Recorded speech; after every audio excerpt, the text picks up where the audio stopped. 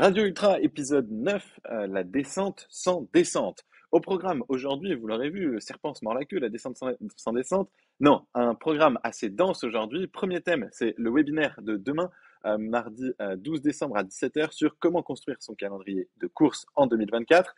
Deuxième thème, est-ce que l'ultra, dans sa préparation et le jour J, ne peut être que du plaisir ou est-ce qu'il y aura forcément de la douleur qu'on transforme en souffrance? La descente sans descente, comment est-ce qu'on se prépare à bien passer le dénivelé négatif quand on s'entraîne en plaine et qu'on n'a pas un accès facile à la montagne? Que manger au-delà de 24 heures? Que faut-il manger ou éviter quand on part pour un ultra de plus de 24 heures, voire 48 heures avec une ou deux nuits complètes d'efforts? Et puis enfin, on terminera par un petit mot doux sur les fêtes et la trêve des confiseurs. Alors c'est parti, j'espère que vous êtes en grande forme en ce lundi matin. Radio Ultra épisode 9, la descente sans descente. Et on commence tout de suite par le lien pour demain, la visio. Donc vous le retrouvez dans l'article. La visio qui sera le premier webinaire de l'Ultra Libre et le premier, potentiellement le seul de 2023 sur comment potentiellement construire la cohérence de sa saison en 2024. Nombre de dossards, week-end choc ou pas, etc. Est-ce qu'il faut se mettre à 10 dossards dans l'année, 2, 3, à quel intervalle, à quel rythme, à quel tempo pour aller y chercher quoi et y faire quoi sur ce temps passé avec un dossard. Bref, c'est tout ça qu'on discutera ensemble demain. N'hésitez pas, venez. Et avec plaisir pour vous y retrouver. L'ultra ne peut-il être que du plaisir ou y aura-t-il forcément de la souffrance? C'était le thème de la question de mardi dernier. Ou du coup sur 24 votants, ça a longtemps été 50-50 sur oui, ça peut être que du plaisir ou oui, il y aura forcément de la souffrance à un moment donné. Donc on voit, et c'était assez équivoque, on va dire, comme question, et du coup je pense que ça en reflète un petit peu l'intérêt. Pour moi, du moins, je l'analyse comme ça. Il n'y a pas naturellement de bonne ou de mauvaise réponse sur une question comme ça. L'objectif, c'était juste de s'interroger et de se positionner, voir ce que ça représente pour soi, se le formaliser à soi, et aussi possiblement se mettre en mouvement et avancer quand on voit déjà, quand on formalise pour soi, qu'est-ce que ça veut dire vraiment, et aussi quand on voit ce que les autres en disent. Alors moi, j'en retiens trois choses, des résultats et des commentaires que vous avez pu avoir sur l'ultra n'est-il que du plaisir ou y aura-t-il forcément de la souffrance? La première chose que je retiens, c'est il y a ce qu'on maîtrise et il y a ce qu'on ne maîtrise pas. Ce qu'on maîtrise, c'est a priori plutôt soi, sa propre perception de l'effort, son expérience, comment finalement on va goûter à cette course à pied et ces longues distances. Et puis de l'autre côté, il y a ce qu'on maîtrise pas, et notamment comment ça s'est passé pour les autres. Et ça, c'était l'anecdote et le commentaire de Giovanni. Giovanni qui a quand même fait un tour des géants, donc c'est 330 km. Et du coup, ce que disaient les autres, c'était, ouais, voilà, ça va être de la souffrance, ça va être long, ça va être un peu atroce, tu te fais du mal. Et en même temps, lui qui raconte son expérience et qui dit, bah non, en fait, ça a été du plaisir tout le long et j'ai déroulé. Et donc pour moi, ça, c'est la première chose, c'est définir ce qui dépend de soi versus ce qui ne dépend pas de soi. Et là, sur cette notion de plaisir-souffrance, il y a un rapport qui est extrêmement personnel. Et donc, à mon sens, la première chose, c'est que l'ultra, que du plaisir ou forcément de la souffrance, a priori, c'est assez personnel et ça dépend de comment on va le construire, ce sur quoi on se concentre, sur ce sur quoi on a de la maîtrise. La deuxième chose, c'est quand on voit que pour certains et pour d'autres, ça peut être du moins exprimé comme ça, parce qu'on va pas se leurrer. Forcément, il y a des moments qui sont potentiellement un peu plus compliqués à gérer, un peu plus durs, peut-être un peu plus douloureux que les autres sur autant de temps d'épreuve et autant de temps de préparation. Mais l'idée, c'est de voir que quand même, il y en a qui le ressentent et qui le perçoivent comme c'est pas douloureux du tout. Ça peut être quasiment un plaisir continu, ou du moins on va construire le fait de se faire plaisir à chaque instant. Et du coup, ça c'est pour moi le deuxième intérêt de cette question, c'est que si on voit que c'est possible potentiellement pour les autres et la façon dont ils en parlent, est-ce que nous, ça nous donne envie de changer, encore une fois sur ce paramètre qu'on maîtrise a priori, est-ce que ça nous donne envie de changer et de se rapprocher maintenant qu'on sait que ça peut l'être? Potentiellement aller demander du coup à tout un chacun comment ça se passe, est-ce que ça c'est pas facteur de souffrance, etc., etc. Et donc potentiellement, si on se dit, et pour moi c'est la deuxième vertu de cette question, c'est si on se dit, ah du coup c'est possible pour les autres, est-ce que j'ai envie de changer ou de me rapprocher de cette pratique qui a priori réduit, on va dire, la part de douleur ou ne la transforme pas en souffrance? Et donc on peut déjà se mettre en mouvement et entamer, on va dire, un travail dessus.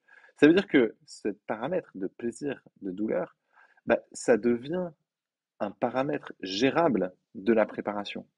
comme tout autre paramètre finalement. Et donc, pour moi, il faut l'inclure à sa préparation et le prioriser. Est-ce que la priorité de ma préparation et du jour J de mon ultra, ça va être le fait de prendre plaisir? Ou est-ce que cette priorité, ça va être autre chose, ça va être la place, ça va être le fait de terminer coûte que coûte, ça va être le fait de terminer en tant de temps, ça va être le fait de juste déjà m'inscrire et partir, ou passer telle barrière horaire, ou de passer tel col, etc. Donc pour moi, le deuxième objectif, ou du moins ce que je vous propose avec cette question, c'est de voir que ça peut devenir un paramètre de l'entraînement. Et du coup, où est-ce qu'on va le placer en termes de curseur pour prendre nos décisions de préparation? Parce que ça, encore une fois, et ça rejoint le point 1, mon message là-dessus, c'est que souvent, on va prendre un plan de préparation où on va se dire, bah oui, ça fait partie, on va dire, de l'épreuve d'ultra. Il faut que ce soit dur, il faut que, bah, on se force à aller courir certaines fois, il faut qu'on aille à telle allure, il faut qu'on respecte ce que nous dit la montre, il faut qu'on fasse, il faut. Et du coup, on fait passer en priorité des choses, on va dire, a priori qu'on ne maîtrise pas. Pourquoi est-ce qu'on a créé ce plan d'entraînement? Pourquoi est-ce qu'il serait, bah, je le prends tel quel, et du coup, je le maîtrise pas, mais par contre, je vais en faire dépendre la qualité de mon expérience de ce plan-là, parce que du coup, je vais prendre et je vais me dire, il faut absolument que je le respecte. Donc, comment est-ce qu'on peut, dans un contexte où parfois on s'astreint à des choses qui sont pas forcément celles qu'on a choisies, celles qu'on a voulues, où on sait plus trop pourquoi finalement on va les faire, mais c'est elles qui vont dicter, on va dire, notre entraînement, telle allure, tant de dossard, telle progressivité, etc.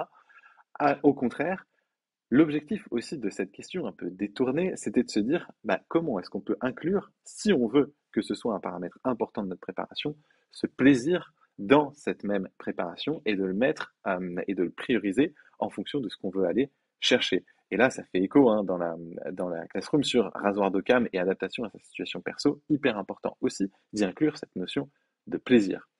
Et enfin, dernière réflexion que je voulais vous partager ici, c'est est-ce que ça fait pas aussi partie, pour certains, de ce qu'on va chercher? Cette notion de difficulté, cette notion de douleur, cette notion de... est-ce que c'est pas aussi quelque chose qu'on va chercher parfois? Et du coup, est-ce que cette question, elle nous aide pas à nous en rendre un peu plus conscients que oui, en fait, dans cette pratique, je veux aller chercher ma limite et je veux, entre guillemets, que ce soit dur, ou je veux, entre guillemets, un petit peu, alors je sais pas si c'est sans aller jusque-là, mais je veux que ce soit dur, je veux souffrir, entre guillemets. Pas forcément, mais est-ce qu'on n'a pas envie d'aller tester ou d'aller exprimer, d'aller faire l'expérience de situations non habituelles et de voir bah, justement comment est-ce qu'on réagit? Est-ce que c'est pas aussi un apprentissage et une appréciation de la douleur et d'un certain ressenti? Donc ça, c'est ce que je vous propose pour cette question-là et un peu l'idée que j'avais derrière la tête en vous la proposant. L'idée, c'était d'en ressortir juste un peu plus conscient et de voir qu'on peut avoir des leviers dessus et sur cette notion aussi de plaisir, douleur, souffrance. C'est un curseur qu'on choisit soi-même de mettre, pas simplement pour aller chercher plus de plaisir, mais parfois pour aller rechercher un petit peu ou goûter un petit peu de telle ou telle douleur, souffrance ou difficulté, je dirais, puisque il n'y a pas de jugement de valeur quand on va la chercher. C'est une difficulté qu'on veut se mettre, on va dire, à soi. Et si je vous le partage aussi, c'est parce que justement, on peut en être maître, on peut orienter une préparation, on va dire, sur le plaisir, sur l'équilibre de vie. Moi, ça me parle, et au fil des années, et c'est pour ça aussi, c'est la dernière raison très personnelle hein, pour laquelle je vous ai partagé cette question-là, c'est que moi, au fil des années, je me suis laissé aller, on va dire, à aller de plus en plus vers écouter ce qui me fait plaisir, faire un peu plus de ce qui me fait plaisir et de ce qui me plaît à chaque fois, et un peu moins de ce qui me déplaît à chaque fois. Et si on fait chaque jour un petit peu 1% de plus de ce qui nous plaît et 1% de moins de ce qui nous déplaît, bah franchement, ça change la vie. Et en plus, il se trouve que j'ai de la chance pour l'instant, toutes mes aventures, entre guillemets, tous mes ultras se sont de mieux en mieux passés et le plaisir a été, on va dire, de plus en plus fort et de nature différente aussi. Ça n'a pas la même saveur quand c'est le premier, quand c'est la première fois, quand ça a été aussi dur, des fois, l'arrivée et l'après va être différent, etc.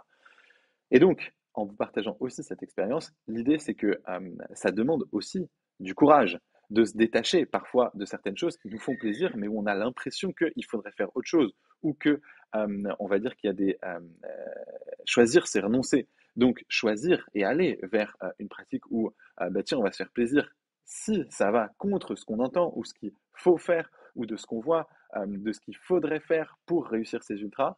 Bah ça, c'était un peu le message aussi, et le dernier sur lequel je finis sur ce thème-là, c'est que choisir, c'est renoncer, et donc choisir d'aller faire quelque chose qui va nous faire potentiellement plus plaisir, c'est renoncer à faire quelque chose qui parfois est considéré ou jugé ou transmis comme bon, des choses qu'on nous conseille, qu'on a intégrées. Donc, a priori, le dernier message ici, c'était de vous faire, entre guillemets, ce cadeau, de se dire, bah oui, vous pouvez, et ça peut marcher, aller vers prendre de l'indépendance, on va dire, par rapport à ce qu'on entend, etc., pour construire votre propre pratique à l'intérieur de laquelle votre propre plaisir euh, est et a une part importante.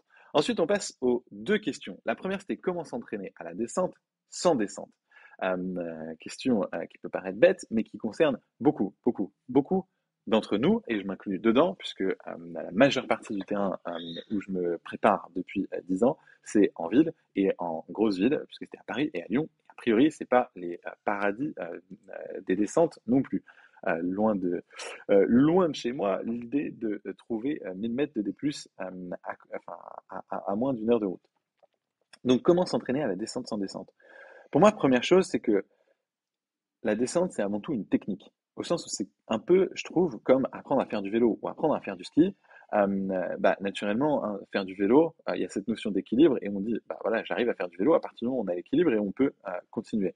Et après, on peut continuer à affiner sa pratique du vélo, à faire une pratique sportive, à en faire à une main, à en faire sans les mains, etc. Mais il y a cette technique, on va dire, et ce déclic initial. Pareil pour conduire, pareil pour le ski, on n'arrive pas ou on n'ose pas se lancer et sans passer directement à je suis champion de slalom, champion du monde de slalom, on va passer par des phases intermédiaires, mais il y a un moment donné où on sait qu'on peut aller sur telle piste bleue, telle piste rouge et ça se passera bien, même si ce ne sera pas forcément très académique. Pour moi, la descente, c'est un peu la même chose. Il y a une technique, on va dire, de descente propre à chacun où on trouve son rythme. Et où on va pouvoir ensuite savoir qu'on descend sans rien abîmer, on va dire, on aura son rythme, on aura sa technique, et peu importe la pente, peu importe la technicité aussi du terrain, peu importe le moment dans la course auquel cette descente arrive, on saura faire. On saura faire et on saura naviguer dedans. Comme en vélo, on sait faire du vélo et derrière ça monte, ça descend, etc. On saura faire, ce sera plus ou moins dur, mais voilà. Et donc pour moi, il y a cette notion, et c'est la première chose que je voulais partager avec vous ici, vous proposer, c'est que, à mon sens, il y a dans la technique de descente une sorte d'acquis, une fois pour toutes, un déclic, et ensuite on va peaufiner et on va améliorer sa technique. Mais c'est une technique, un coup, on va dire, à prendre. La deuxième chose que je voulais vous partager sur ce thème-là, c'est qu'il y a pour moi un enjeu. L'enjeu, c'est de rien casser, on va dire. Ni musculairement, ni d'un point de vue tendon, articulation, ni non plus d'un point de vue gastrique. Parce que, naturellement, en descente, potentiellement, on a aussi plus d'oscillation verticale qui peut être un facteur qui contribue à un inconfort gastro-intestinal. Donc, pour moi, le lieu qui est la descente, c'est l'enjeu, c'est un lieu où on peut perdre gros. Euh, on peut perdre gros parce que c'est là où on peut casser, hypothéquer ses chances que ça se passe bien et de continuer. C'est un point d'attention, vraiment. Pour moi, c'est ça l'enjeu. Parce que c'est pas la pente qui va nous retenir. Et au contraire, quand du coup on a du D-, voire très pentu, c'est pas la pente qui va nous retenir. Au contraire, la pente, elle va nous entraîner et donc elle va favoriser et il n'y a rien pour nous retenir.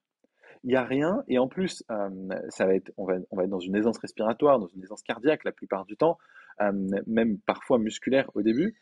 Et pourtant, c'est là qu'on va solliciter et qu'on prend le risque de sursolliciter, on va dire, notamment la partie musculaire, la partie articulaire, la partie tendineuse. Et du coup, quand on fait ça, on va pas le sentir forcément tout de suite parce que c'est des douleurs qui viennent avec une certaine répétition. Donc c'est un peu vicieux parce qu'on le sent pas tout de suite et on a une pente qui nous entraîne, qui nous entraîne, qui nous entraîne et qui nous retient absolument pas. Donc pour moi, l'enjeu de la descente, il est énorme.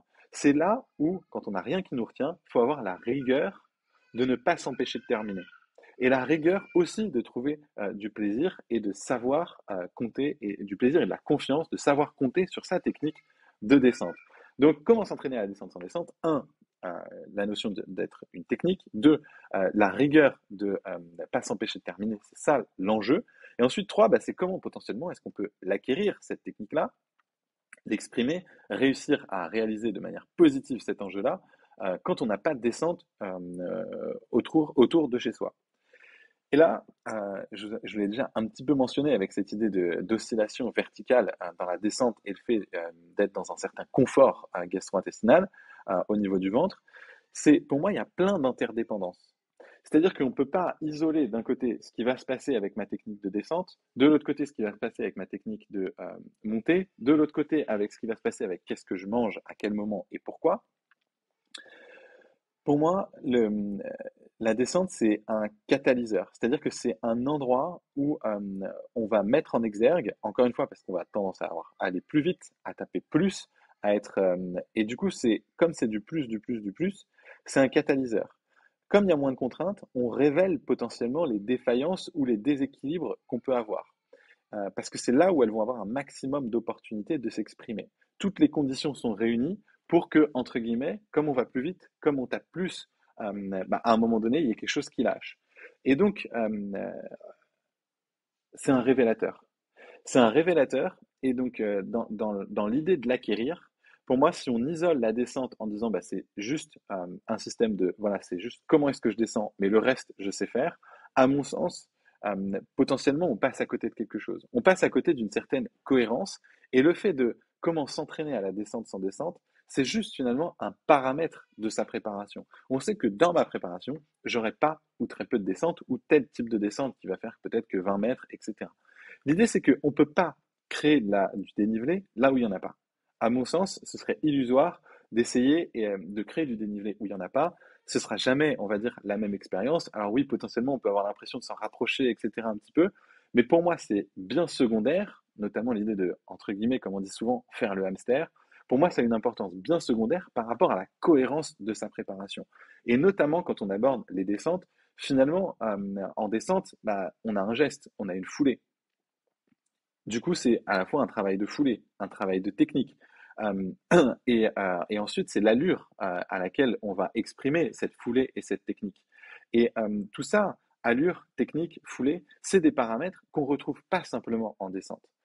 Pareil sur l'alimentation, parce que tous ces pas, etc., on va les faire en mangeant quelque chose, enfin, ou du moins en mangeant, en buvant, en maintenant, on va dire, notre effort et en lui donnant les conditions de se prolonger le plus loin possible du coup quasiment à chaque pas. Donc pour moi, c'est et comment s'entraîner à la descente sans descente, et ça peut peut-être vous paraître obscur, ou dire, bah là, il est en train d'essayer de nous embobiner, etc. La question était très claire. Comment je m'entraîne à la descente sans descente? Je veux savoir combien de fois je fais, entre guillemets, le hamster, combien de fois je vais descendre, à quelle intensité je vais descendre, etc. Ma côte de 20 mètres ou les escaliers qu'il y a autour de chez moi. Pour moi, c'est pas comme ça que je l'aborde. Pour moi, c'est illusoire d'essayer de créer du dénivelé là où il n'y en a pas. Les conditions sont forcément pas les mêmes. Par contre, et en critère numéro un et en termes de priorité pour moi, ce qui est hyper important, c'est d'avoir une cohérence de l'approche. Comment est-ce que je construis et je pense ma foulée? Comment est-ce que je pense mon rythme d'entraînement, mes allures, mon intensité, mon alimentation, etc. Comment est-ce que je pense tout ça dans le cadre de ce que je peux exprimer? Et notamment à l'entraînement, tout ce que je peux répéter, mes quelques sorties que je vais pouvoir faire toutes les semaines, comment est-ce que je fais en sorte que je mets en place un système cohérent que je vais pouvoir exprimer le jour où je vais aller affronter du dénivelé. Mais c'est mon système qui va me permettre de passer le dénivelé. Et c'est pas le dénivelé en soi, il faut pas systématiquement passer par du dénivelé pour du coup le maîtriser. Donc pour moi, c'est la cohérence, on va dire, de l'approche. Et, et là-dessus, vous pouvez très bien avoir une cohérence d'approche qui est de dire, bah, moi j'ai besoin de faire énormément de D- pour maîtriser le D-. Et ça, par exemple, c'était une approche de Marco Olmo, donc un des premiers à avoir gagné plusieurs fois l'UTMB et à des âges, on va dire, il était dans la fin de la cinquantaine, si je me souviens bien, et qui disait, je fais tellement de dénivelé dans mon année et je descends tellement à fond tout le temps que du coup, bah, j'ai ce qu'il faut et je me suis équipé en termes de quadri, en termes musculaires, etc., pour que tout ça tienne cette charge et cette intensité. Et du coup, lui, c'était extrêmement cohérent. La façon dont il se préparait, avec la façon dont il descendait le jour J, extrêmement cohérent. Mais lui, pour le coup, il passait du temps, beaucoup de descentes pour descendre très vite. Mais c'est pas la seule option. L'idée derrière ça, c'est pas de dire Marco Olmo, bah voilà, il faut faire comme lui et du coup, sans des moins à outrance pendant la préparation, point de salut. Au contraire, c'est de voir, il a adapté son entraînement, c'est avec sa situation d'entraînement et ce à quoi il avait accès et la préparation qu'il a eue pour pouvoir courir de telle façon le jour J. Mais ce qui ne veut pas dire qu'on est obligé d'avoir ça. Ce qui est important, c'est la cohérence. Donc oui, pour moi, on peut faire de la descente sans descente si on a une approche cohérente en utilisant aussi ce à quoi on a accès en général quand on est en plaine. Et par exemple, ça, c'est quelque chose où je n'entends pas très souvent.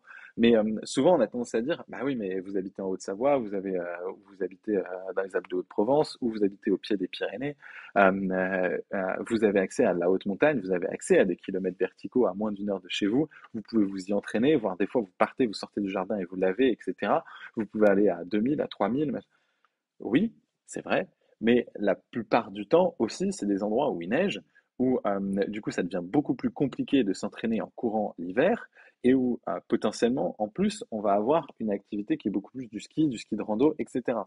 Qui est certes très bien, très complémentaire avec l'ultra, mais où on va avoir pas les mêmes sollicitations et pas le même stress mécanique. Et c'est souvent vécu comme une contrainte.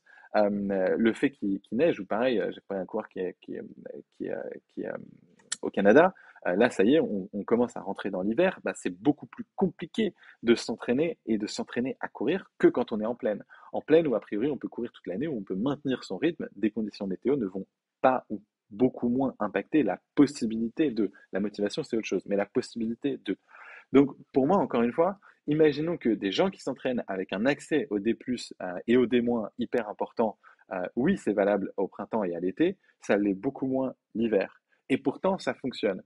Donc, en gros, ce qu'il y a derrière ça, c'est on n'est pas obligé d'avoir du D+ 100% de l'année et du D- 100% de l'année pour réussir à faire ça.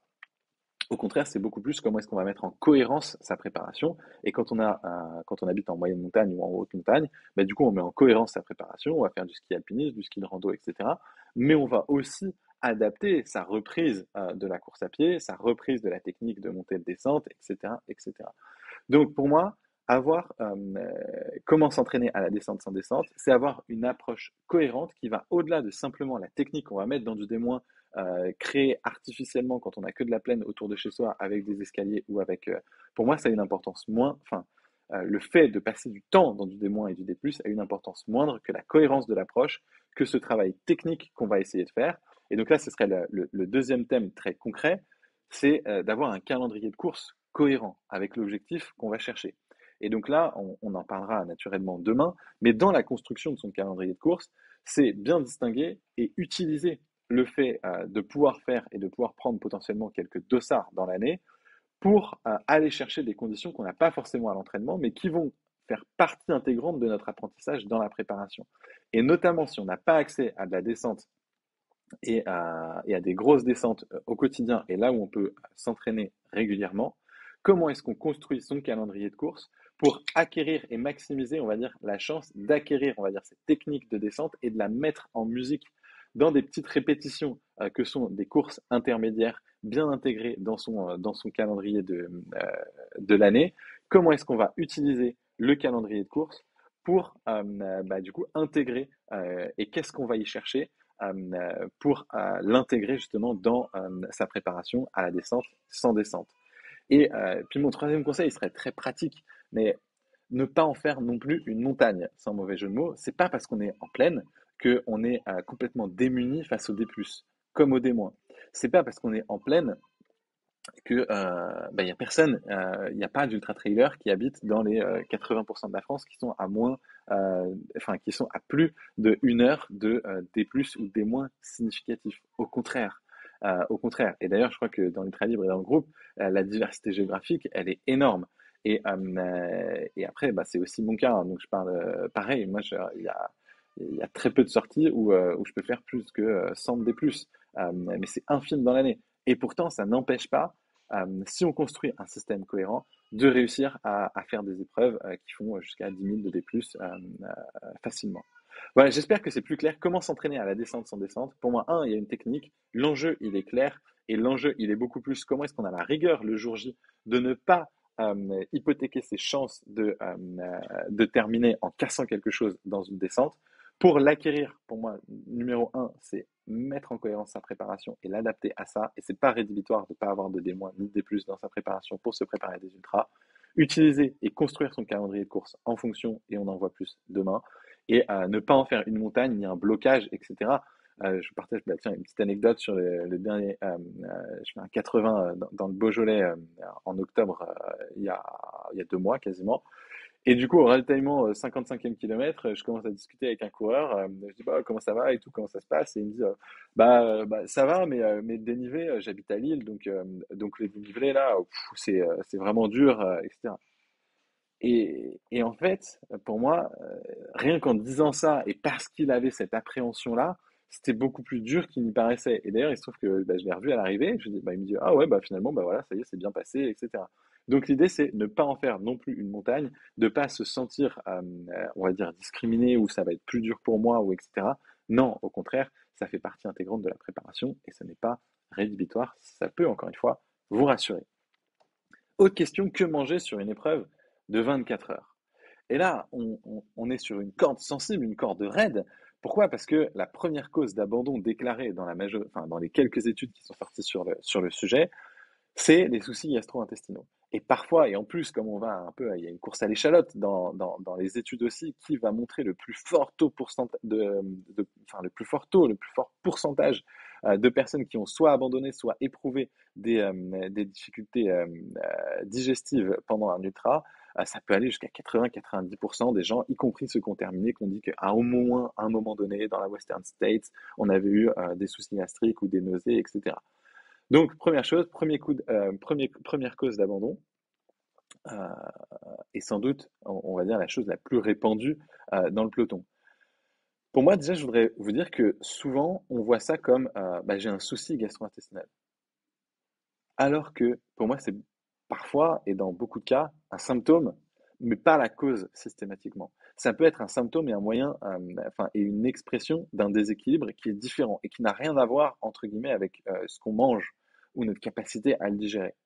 Et ça, encore une fois, et c'est, vous l'aurez compris, le filigrane de ce Radio Ultra épisode 9, c'est la notion de cohérence dans la préparation. Et au sens où le souci gastro-intestinal, il n'est pas uniquement et pas forcément dû et limité à ce que vous mangez au moment où vous le mangez, à la quantité que vous en mangez. Il y a pas de compartiment dans une préparation. Et ce qu'on va manger, bah oui, ça va prendre son sens et ça va avoir une réalité. Ce qu'on va manger, c'est à la fois bah, quel aliment on choisit, dans quelle quantité, comment on le répartit, mais aussi à quelle allure on est quand on l'absorbe, à quel moment de la course on l'absorbe, comment est-ce que du coup, on a intégré, on va dire, cette alimentation dans la préparation. De la même façon que notre préparation, on répète bah, plusieurs fois par semaine plusieurs types d'entraînement. Euh, L'alimentation, c'est quelque chose qu'on répète le plus quasiment enfin, on va manger plus souvent qu'on ne va courir dans notre vie. Et du coup, comment est-ce que aussi on s'entraîne, ou du moins on met la sollicitation pendant l'effort sur la partie alimentation, dans le cadre et dans le respect de ce qu'on fait aussi tous les jours sur cette activité qu'est l'alimentation. Et donc là, cette notion de cohérence dans la préparation, pour moi, elle est hyper importante aussi sur la partie gastrique et encore plus quand on va sur une épreuve de plus de 24 heures. Il n'y a pas un compartiment du corps. Il n'y a pas d'un côté, je traite mes problèmes gastro-intestinaux, de l'autre, je vois mon allure d'entraînement, de l'autre, je vois ma technique de montée et de descente. Pour moi, c'est une cohérence et une construction qui est cohérente. Et, euh, et à la fin, j'ai souvent, et d'ailleurs dans le club, c'est comme ça que je structure, on construit une version et notre propre version de Homo trailus, on va dire. Homo trailus, c'est la version de nous-mêmes qui va se faire plaisir et qui va réussir ses trails et ses défis. Bah, ça, cette construction-là, il faut le prendre dans la globalité. Et oui, on peut aller chercher et travailler spécifiquement une certaine partie, par exemple la partie mentale, de l'autre côté la partie de la construction physique, de l'autre côté la partie de l'alimentation. Mais même si on les travaille spécifiquement, on les travaille spécifiquement pour atteindre quelque chose qui va s'intégrer à une préparation qui est cohérente. Et, et donc ça, première chose. Que manger sur une épreuve de 24 heures? La première chose, c'est qu'il n'y a pas que des paramètres gastro-intestinaux qui doivent jouer sur qu'est-ce que je vais manger, avec quoi je me sens bien. C'est la cohérence de toute sa préparation. La deuxième chose, c'est que manger sur une épreuve de 24 heures? Je retiens le 24 heures. 24 heures, du coup, c'est une journée. C'est un rythme circadien, entre guillemets. Il y a les rythmes ultradiens, les rythmes infradiens, qui ont lieu plus souvent ou moins souvent que 24 heures. Et là, dans que manger sur une épreuve de 24 heures, il y a l'idée que 24 heures, c'est la totalité des activités qu'on fait dans une journée. Et, enfin, ou plutôt en 24 heures, il y a la totalité des activités qu'on fait dans une journée. Et donc, pour moi, ce qui est intéressant, c'est que là, on commence à parler d'un renversement de perspective. Là où d'habitude, et avant ça, et quand on est sur du court, c'est dans ma journée, je vais faire un effort. Là, c'est l'inverse. C'est dans mon effort, je vais accueillir une ou plusieurs journées. Et du coup, c'est ça l'enjeu. C'est comment, et ça me passionne, c'est comment est-ce qu'on maîtrise euh, sa vie, entre guillemets, tous les composantes de sa vie. Alors naturellement, en 24 ou 48 heures, on va pas avoir tous les composantes de sa vie, mais biologiquement, physiquement, bah oui, on va avoir un cycle de digestion complet, on va avoir un cycle d'hydratation complet, on va avoir un cycle normalement de sommeil qui aurait dû prendre sa place, un cycle d'éveil avec du coup une énergie qui va varier, etc. Et un cycle qui va ouvrir et qui va se refermer. Et donc là, pour moi, c'est hyper important parce qu'on renverse la perspective. Comment est-ce que je peux maîtriser ma vie et tous les aspects, on va dire, de mes activités quotidiennes à l'intérieur d'un effort, dans un contexte d'effort. Et du coup, là, ça change la perspective. C'est comment est-ce que, à ce niveau d'intensité, je réussis à m'alimenter, à m'hydrater, etc., de façon suffisamment satisfaisante pour que j'ai pas de troubles. Et donc là, donc ça c'est la deuxième chose que je vois sur comment que manger sur une épreuve de 24 heures, c'est qu'on renverse la perspective et c'est comment est-ce que je vis normalement et donc j'inclus de la digestion là-dedans. Et pour moi, c'est encore plus fort et ce qu'on voyait dans l'épisode 8, c'est que là on va se placer de l'autre côté, depuis le point de vue de tiens, mon effort il va durer 24, 36, 40 heures. Et du coup, comment est-ce que je peux manger? Et là, on renverse la perspective dans un cas de mobilisation qui est hyper concret. Et du coup, de ça, on va dériver aussi que ce qui compte, c'est pas forcément, bah tiens, je me suis senti bien sur une épreuve de 6 heures et j'avais un petit peu de soucis gastriques à la fin, donc du coup, je vais essayer de voir comment est-ce que je peux, on va dire, faire 7 heures en minimisant le souci gastrique. Non, c'est pas on pousse depuis le bas, enfin, on pousse depuis peu pour réussir à faire un petit peu mieux. Non, c'est comment est-ce qu'on se place depuis, bah, dans tous les cas, il faut que je réussisse à 36 heures, à faire 36 heures sans avoir de soucis gastriques. Donc, qu'est-ce qu'il faut que je mette en place pour ça? Je pars de ma situation finale pour dériver qu'est-ce que je vais faire, on va dire, à l'entraînement. Et donc ça, le jour où vous trouvez votre recette pour 36 heures, ça se passe bien, les clés pour moi de j'ai trouvé cette recette-là s'appliquent aussi sur le cours derrière. Donc pour moi, l'enjeu de que manger sur une épreuve de 24 heures, cohérence de la préparation, il n'y a pas de compartiment entre les différents éléments de sa préparation. Deuxième chose, c'est l'enjeu, c'est de réussir à placer toutes les activités finalement de la vie quotidienne à l'intérieur d'un effort. Et le 3, troisième élément que je voulais vous partager ici, c'est que, à fortiori sur l'alimentation, il n'y a pas non plus de compartiment temporel entre ce qui va se passer quand je m'entraîne, ce qui se passe quand je suis en course et ce qui se passe tous les jours. Tous les jours sur les 3 jours d'avant-course, enfin tous les jours. Les 3 jours d'avant-course, comme tous les jours à l'échelle d'un mois, comme à l'échelle de 6 mois d'une préparation, comme à l'échelle de 10 ans ou de 20 ans. En gros, on le façonne au quotidien, on va dire notre microbiote. Notre microbiote, c'est lui qui va nous permettre de dégrader et de digérer au quotidien n'importe quoi, tout ce qu'on va absorber, tout ce qu'on va ingérer. Donc en fait, si on compartimente et qu'on se dit bah, le jour J, j'ai telle consommation de tant de trucs, du coup il faut que j'en apporte exactement tant pour compenser, etc. Pour moi, on se trompe et on court après le mauvais cheval. Enfin, après le mauvais problème. Pour moi, c'est beaucoup plus. Attends, en fait, en course, qu'est-ce que je fais? Je prends le même microbiote que j'ai tous les jours, qui du coup est a priori adapté à ce que je mange tous les jours. Et comment est-ce que de ce microbiote, quand je vais le mettre sous contrainte dans mon effort, je peux continuer à en retirer, on va dire, les fruits de la digestion. Et du coup, on se concentre beaucoup moins sur qu'est-ce qu'on ingère, mais qu'est-ce qu'on va digérer. Et ça, ce serait mon troisième point. C'est que la cohérence pour trouver que manger sur une épreuve de 24 heures est plus long. C'est pas un compartiment et quand je cours tant, j'ai besoin de temps et du coup quand je cours 6, j'ai besoin de ça. Du coup 24, c'est fois 4.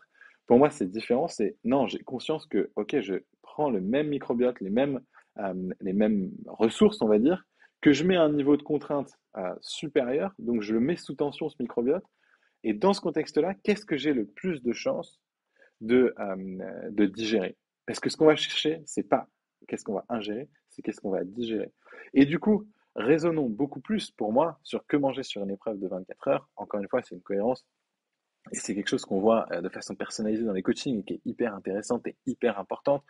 Beaucoup de bon sens, encore une fois, hein, mais hyper important, c'est de se dire, OK, en fait, il n'y a pas de compartiment, c'est les ressources que j'ai et que je travaille tous les jours, que je vais mettre sous contrainte et qui vont me permettre de digérer le jour J.